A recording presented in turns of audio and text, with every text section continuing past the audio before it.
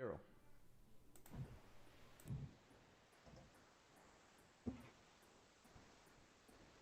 Hello, everyone, and thanks for joining us today. I'm Mershad. I'm stream owner of machine learning in chemistry and chemical process at AIS. As you know, AIS is a community of machine learning practitioners and researchers that are gathered around different topics in AI research, engineering, and products.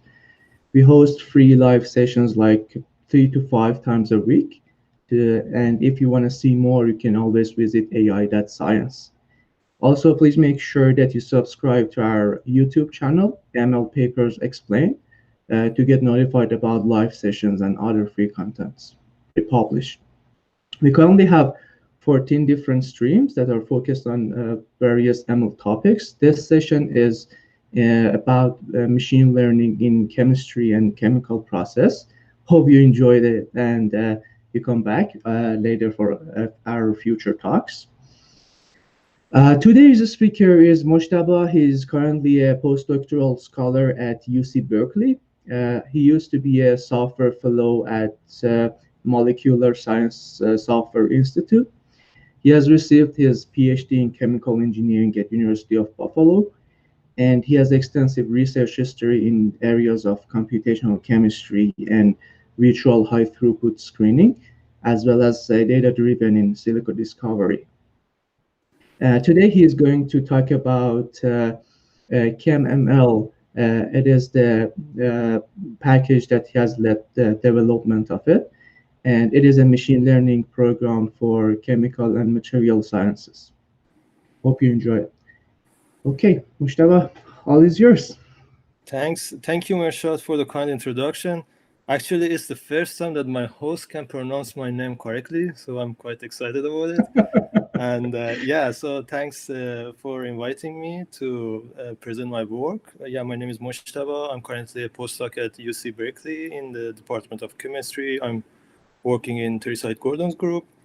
But the work that I'm going to present is mainly the work that I did during my PhD at University at Buffalo in Chemical Engineering Department under supervision of Professor Johannes Hachmann. So it's entitled ChemML. ChemML is over machine learning or is a Python library for machine learning research to just support and advance it in the chemical and materials data. In the chemical and materials domains, we generally believe that real-world solutions to the challenges that we have in medicine or drug discovery, vaccine, the current pandemic that we have, energy, or like sustainability, or any other aspects are to be found in the design and discovery of new molecules and materials. However, this solution space is quite large. It's infinite in fact, but this can be also estimated to the 10 to the power of 60 or to 10 to the 180 medium-sized molecules.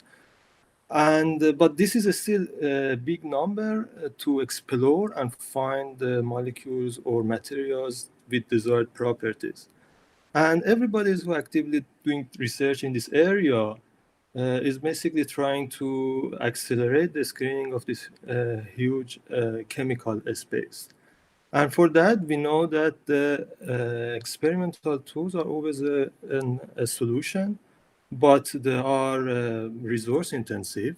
It requires lots of trial and error and materials and time to spend and screen the entire space for the target properties.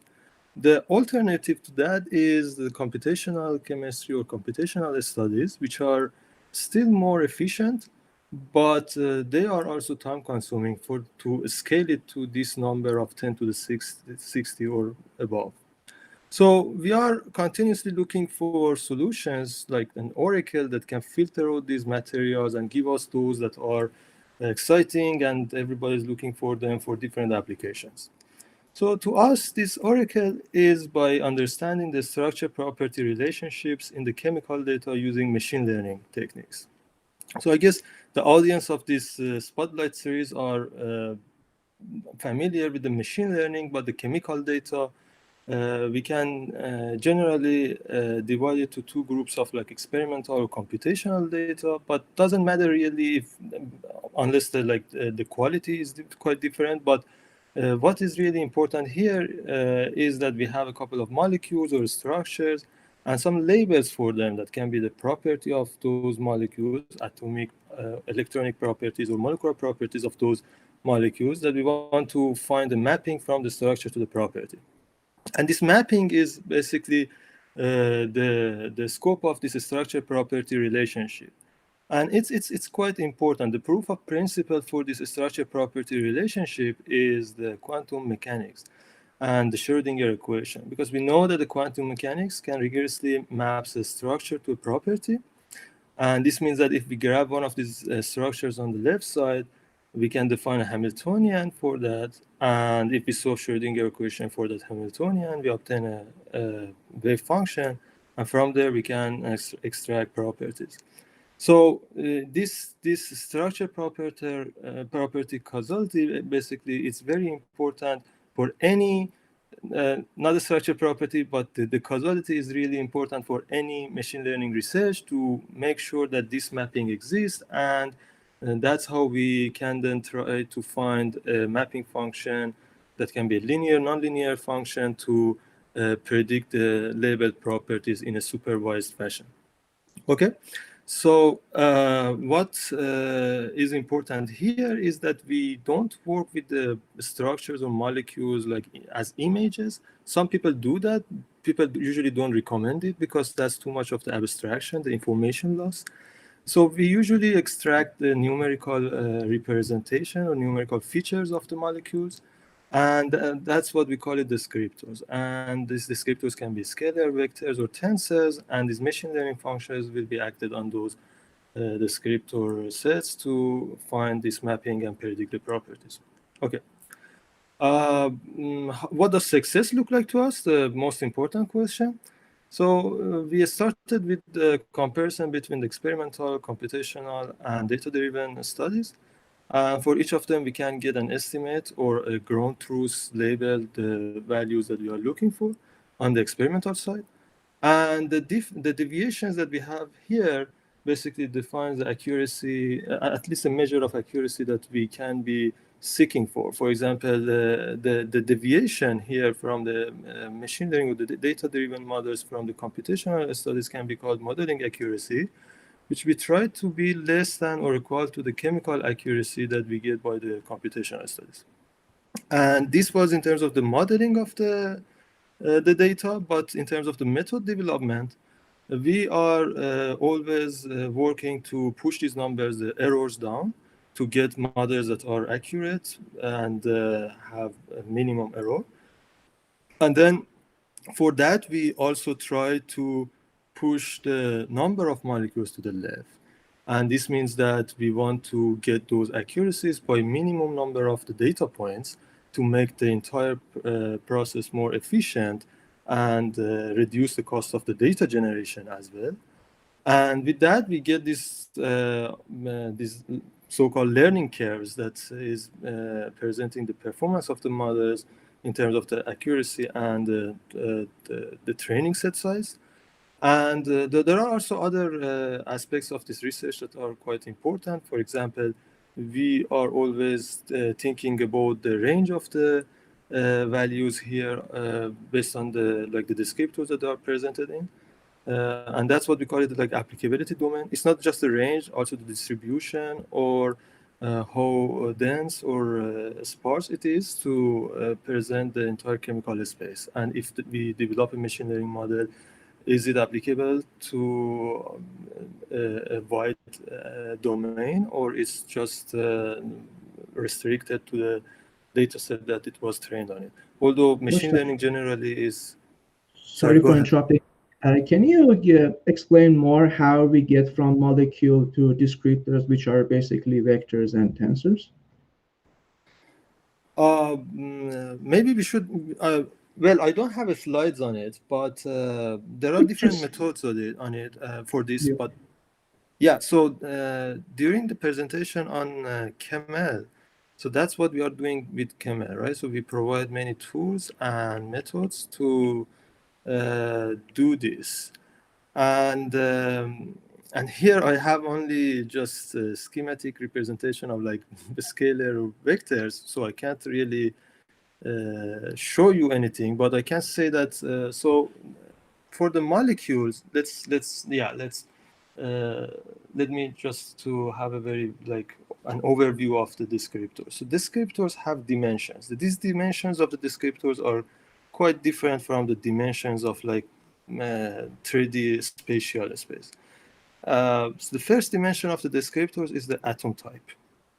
And so just having the atom types, if you consider these molecules as a graph, these are molecular graphs. So they have nodes, which are atoms. We call it atoms in the chemistry community. And they have also edges, which are bonds. So if you have only atom types, they can provide some information. And this is the first dimension of descriptors. The second dimension of descriptors is based on the connectivity. And it's basically not only having atom types, but also say that how they are connected. For example, is a single bond, double bond, and all this information that you can get from a simple like SMILES representation of a structure. But we still don't know about the spatial position of these atoms with respect to each other. The third dimension of the descriptors is basically based on the distances between the atoms. For that, we need the XYZ coordinates. And if we have that, now we have all these three dimensions, but that's not all. We can still extract more information, like physical-chemical properties, and some atomic properties that are mainly from data-driven research, not from the actual calculations. Because if they want to be from actual calculations, it makes the descriptors quite the extraction of the descriptors quite expensive, and so it makes also the machine learning models very expensive.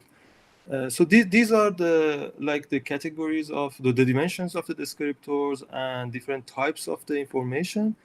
But the way that it will be processed or engineered is also different with the deep learning architectures. We don't have to necessarily process those type of information. We can work with the raw information. But there are also many research on the engineered features, which are quite also promising and they perform well. Did I answer your question? Yeah, of course. Yeah, Thanks. okay, sure. But yeah, I don't have, like in this presentation, I intentionally avoided any chemical, I mean, I'm still talking about chemistry a lot, but I wanted to avoid any chemical concepts to just talk about the machine learning and the interface of machine learning and chemistry Of and the course. Sounds software good. development. Thanks. Okay, sure thing. So we also talked about the applicability domain. And so in the Hochman research group, what we did since 2014 was to develop a template or having a simple template for data-driven research in data-driven research in chemistry. So that starts with establishing a molecular or materials modeling protocol. So this is the part that requires the domain knowledge, and for that we want to develop a modeling that can be based on the computational chemistry, a molecular simulation, or quantum mechanics to find those target properties. For example, the current situation that we have, everybody's looking for a drug molecule for this COVID-19. So this drug molecule, one person can say, okay, so let's have a simulation of the protein of COVID-19 virus, and then let's design a drug molecule that can inhibit the activity of this protein or the protease, the enzyme of this COVID-19. So what you want to do, you want to design a modeling protocol and validate it using the benchmark data. Once you have that, now you want to cast it to that chemical space, all the other molecules that can be a candidate for such system, that can be a candidate for drug molecules. So you should somehow enumerate that chemical space to get at least a couple of those molecules. And then using the high throughput screening tools, you can cast this modeling protocol to all those molecules to find the properties or the scoring functions that you are interested in. For example, the activity of that drug molecule on the protein or the enzyme. And if you do that on like hundreds of thousands of or millions of those molecules, then you generated data.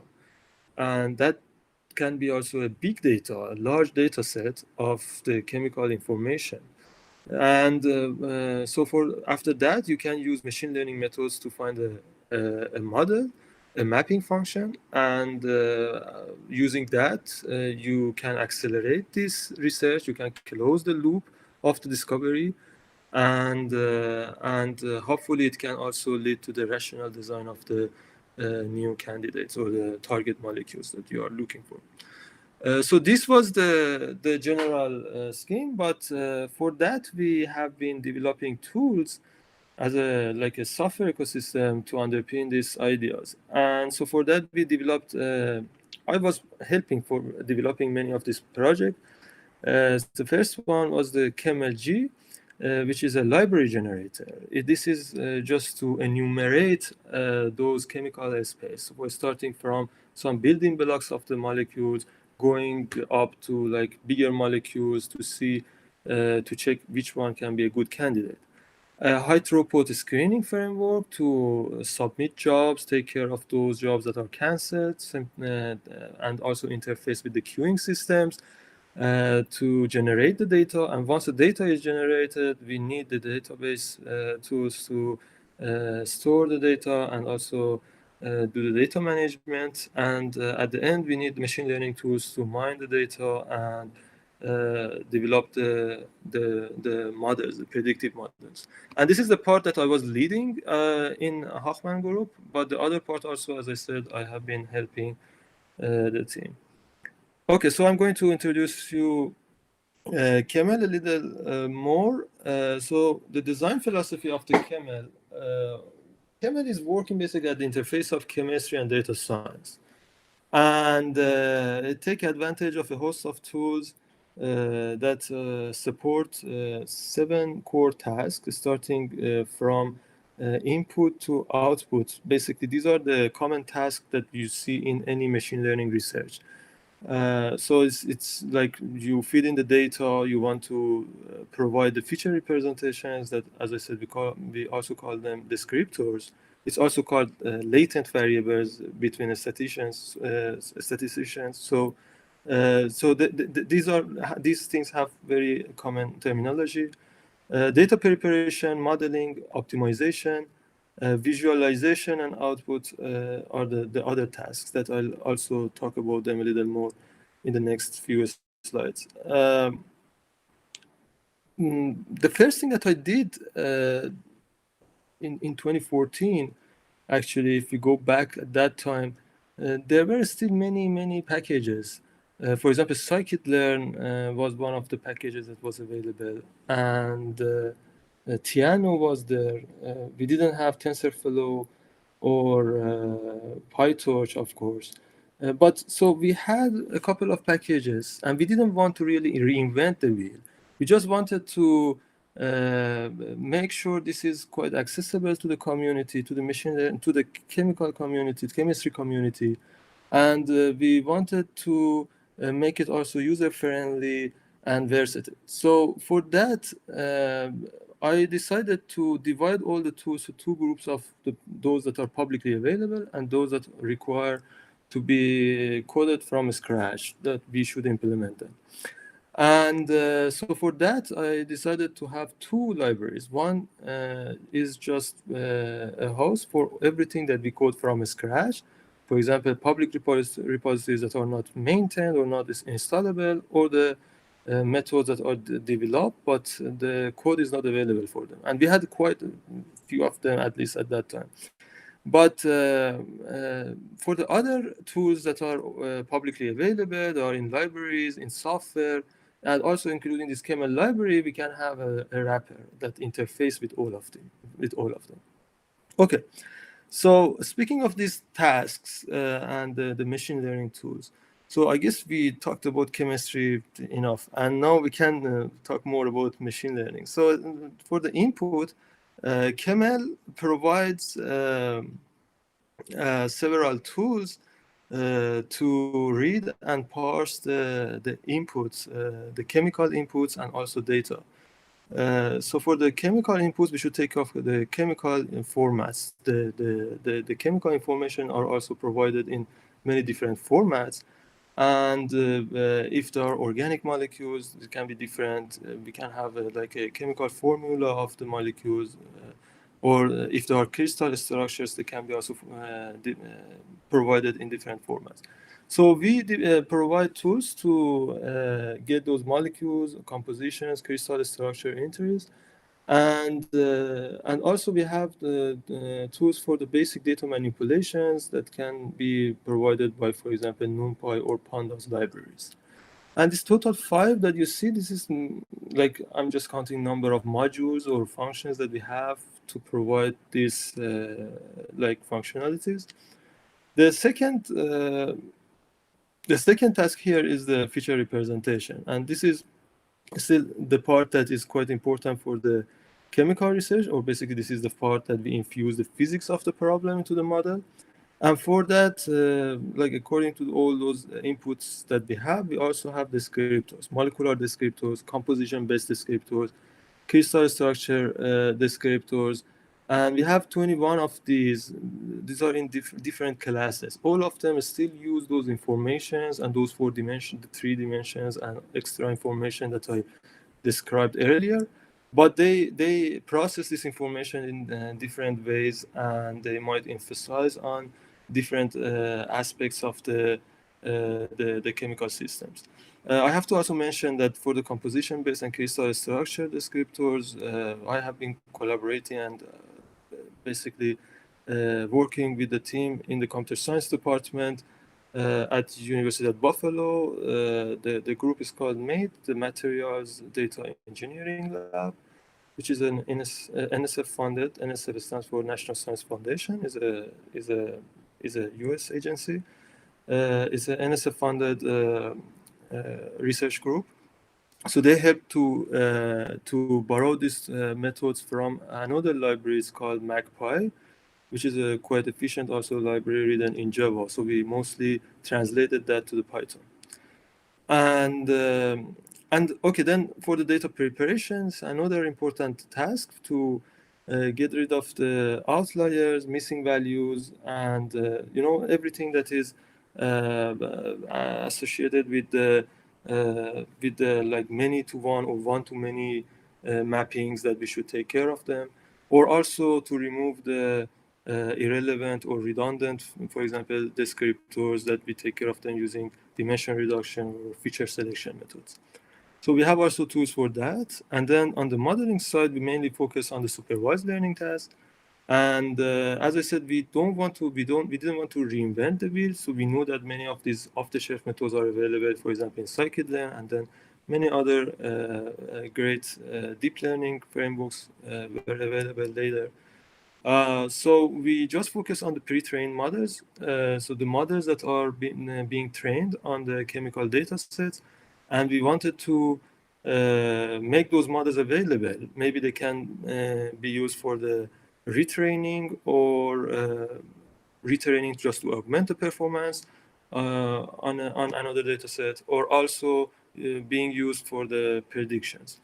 Neural fingerprints was also another novel idea that is around since 2014-15. It basically rely on the graph convolutional networks. As I said, these molecules are still molecular graphs, and many of the ideas that are developed on the graph convolutional networks in the computer science community, or later it's called message passing, can be adopted here. So that's all about the models. But for the optimization part, here is the part that we want to guarantee the the accuracy and the basically efficiency of the models. So what we do here, so the genetic algorithm, we have this evolutionary algorithm. These are search algorithms that we use them for the hyperparameter tuning, and it was quite surprising for us to see that this genetic algorithm sometimes for over dataset can outperform Bayesian optimization for the task of the hyperparameter tuning. So we have different methods for genetic algorithm in the code that we mainly again use it for the hyperparameter tuning, but it has been also used for other applications. I know it. For example, in my postdoc research group, we also use the same algorithm for the force field parameter tuning. It's a quite different application, but that's a general purpose tool for the search task. For the active learning, I received a fellowship, a software fellowship from Molecular Sciences Software Institute in 2018. That wasn't just a financial support; it was a great collaboration with them. I was also taking advantage of their mentorship and their boot camps. So for that proposal that I wrote in this MOSI competition, so I focused mostly on the active learning approaches because this was also the method that could close the loop and make sure that the data generation and the modeling is working in an efficient way. So the idea of active learning was to basically sample the data points from those chemical space. Just imagine that 10 to the 60 all the molecules, or even bigger space than that. That's a huge solution space. And if we want to do still computational studies and generate the data for each of them, that's quite expensive. And we need to sample the data points that can improve the model, the machine learning model most. And so the methods that I was working here, they were model based. So they suppose that we have machine learning model, know how we can improve them. So one method that is quite also common in this active learning area is query by committee. So it's like having an ensemble of the models with bootstrapping, and then see which data point has the highest uncertainty based on the performance that we see on these models. The other thing that I did was expected model change maximization, and for that I modified the idea for the deep learning to make it more efficient even just for the deep learning. So the idea behind the expected model change is slightly different from query by committee, because in the expected model change, we want to sample data points that can basically change the model most, or the gradient of the loss with respect to the parameters change most. And getting those gradients are not trivial, so that's why we should make it more efficient. That was all about active learning. We have a preprint on the genetic algorithm code. So you can also look at that. What I just talked about in terms of the active learning methods is also described in the original ChemML paper. For the transfer learning part, also still under this optimization category. So I was also, we were collaborating with Open Chemistry. Open Chemistry is an open source framework for an end-to-end solution to just generate and visualize quantum chemistry data. So you might be familiar with their tools like Avogadro or OpenBabel is a cheminformatics library. So the team from Kitware and Open Chemistry and we from University of Buffalo, me and Johannes Hochmann, my advisor, and also a team from Berkeley National Lab, Bert Dion. So we were working on everything that is described in this paper to just make all this open chemistry, quantum chemistry, Jupyter Labs, everything online, available online, and as a web tool. Then we can easily get to the basically users online on the web without needing to just taking care of the Conda environments or the Docker images or something like that. So for that, what we proposed and what we were working on was to use those pre-trained models that we store and take advantage of those models for the transfer learning task. This is just a simple idea of transferring the latent space, but that can leverage the small size data. This small size data can be an experimental data or high quality uh, quantum calculations with a very expensive approximation. So that was the work that we were doing on the transfer learning side. We also have tools for the visualization, just very few tools to make sure we can complete the workflow. And of course, at the output, we should make sure that we can save all the outputs of the other tasks properly. Mujtaba, sorry. Yes. So, in order to have a better understanding for core steps, can you just give us a simple example how, or a case study, how you go from input to output and how different stages are talking to each other or connected to each other? Just a simple example to have a better understanding of different stages, different Yes. cores. Very on time question. So I have a dummy example here. Maybe that can Mhm. help. Awesome. Thanks. And so it's here I wanted to go to I just wanted to move on to talk about the camera wrapper, but basically the Python script here can show how you can easily import different functions and methods from ChemML, and you can easily integrate that with the other tools from other packages and convey a machine learning workflow. So for example, from we have a module called datasets. You can get a dataset of the XYZ coordinates and polarizabilities. And once you have that, you might want to get a Coulomb matrix descriptors that is originally developed by Matthias Rapp. And so, for example, you just instantiate that class with default values, and just it has a represent method that you just run it on the coordinates that you get from the data, and that gives you the feature representation. And then you might do some other steps. For example, you want to use the kernel ridge methods from a scalar for the modeling task, and then also use some tools for the visualization. So very simple task that you can use. You can do using these tools. I guess this address at least this is a minimum answer to your question that I could provide at the moment.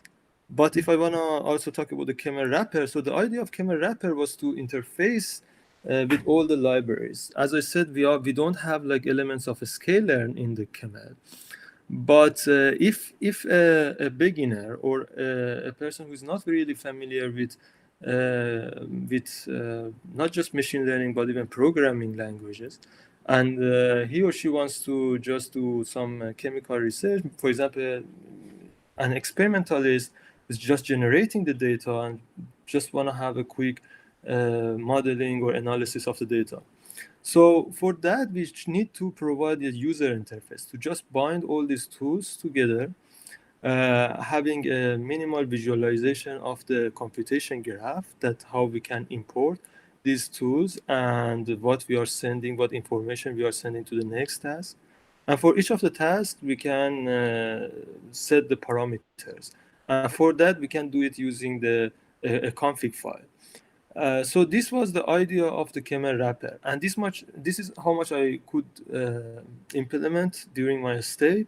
But I know the MADE lab, material design engineering lab, data engineering lab in the computer science department at University of Buffalo are still working on it to have a nice GUI, graphical user interface, to develop and design this type of the workflows that can people quickly grab one of these workflows, set the parameters, and run it on their data sets or on the given data sets that are available in the package. So as soon as the GUI is available, they don't need to know Python or any other programming languages. They can use just the GUI to go through different steps and get output, right? Exactly. They still need to know machine learning. Of course. They can always play with these tools, but in terms of getting high quality models, they need to know machine learning as well. But this is the user interface is a shortcut for the programming language for sure. Yeah, that's interesting. Thanks. Yeah, sure thing. And okay, so I guess this is my last slide almost. Yeah. So yeah, the package now, the result of this like software development efforts is more than 30,000 lines of code. I had the privilege to collaborate with great teams, as I said, made at UB, Microsciences Software Institute, and Open Chemistry. We have 8 contributors to the package and a few pull requests so far. The paper on this work is published in Wiley, and here you see the code is maintained, at least so far. The code coverage is 89%. It's installable, PP installable, and the documentation also is available that you can see. You can find all these methods and see the documentation to understand how to use them if you are interested. I have to thank my PhD advisor. Dua Al-Tarawi is my MOLSI mentor during my software fellowship at Molecular Sciences Software Institute. Rangaram and Bargov are were the contact persons in the MATE lab that we collaborate on many of the projects, and we really enjoyed working with them.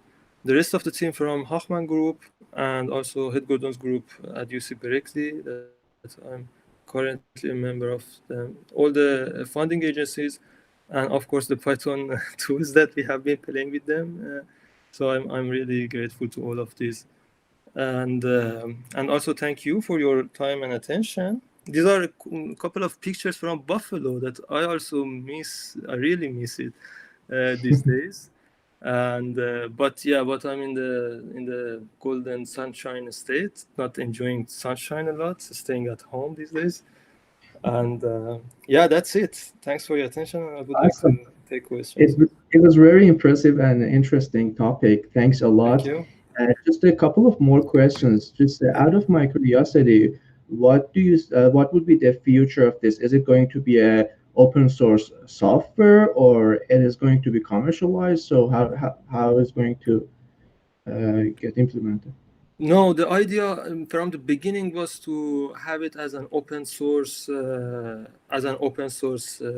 library.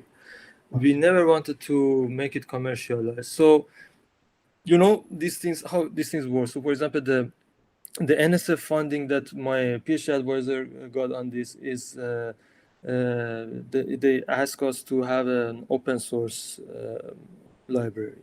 And then the Molecular Sciences Software Institute that I wrote a proposal and got the fellowship, they also ask for open source. And it's not just because they ask us, the funding agencies ask for the open source. We also want it to be open source because we already have many open source tools, and I think we still need a couple of more of these libraries, and because the research in this area is quite broad and it's moving and changing quite fast, and it's better to be a teamwork. Let Of me say course. it this way. Yeah. Yeah, yeah, that's great.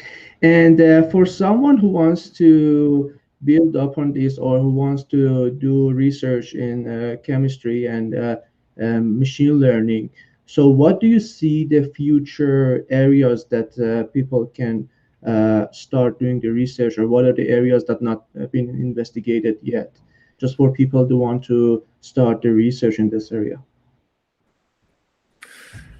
Um, Well, so the first thing is that I think there are many low-hanging fruits yet, and I don't mean like low-hanging fruits in a negative meaning, but just saying that we still need to find many different data sets or application problems that can be addressed using the data or the data-driven research. And we see many of them. So, for example, when we review papers or we see many of the papers that are published recently, see that they are just finding new data sets that are going to apply the machine learning. And the most important thing there is that causality that we talked about at the beginning.